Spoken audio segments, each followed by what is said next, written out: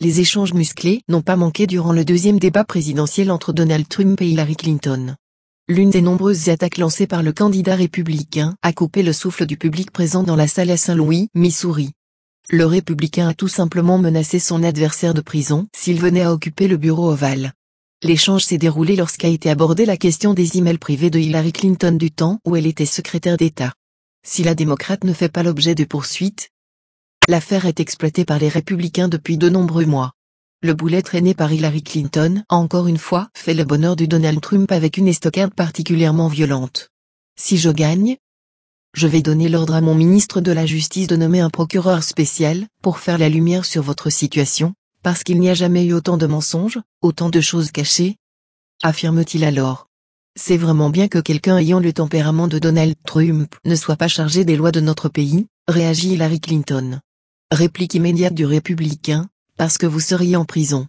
Clinton, visiblement très agacée, porte le micro à sa bouche mais ne répond pas à la répartie du républicain et aux applaudissements d'une partie de la salle. Cette menace a valu à Donald Trump une énième volée de bois vert du camp démocrate mais aussi de la part de certains républicains.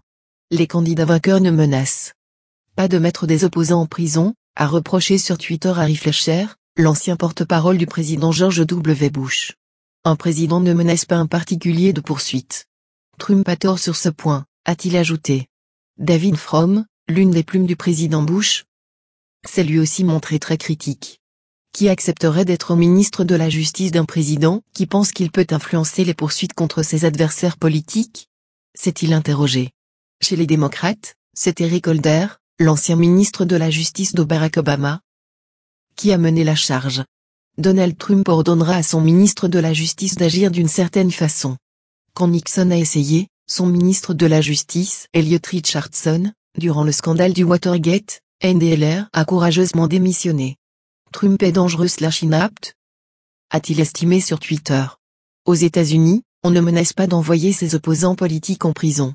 Soyons clairs, un candidat à la présidence vient de promettre de mettre son rival en prison s'il l'emporte. C'est indigné le prix Nobel d'économie et éditorialiste du New York Times Paul Krugman. Tout le reste est secondaire. Regardez d'autres vidéos sur site, vidéo.5la.net.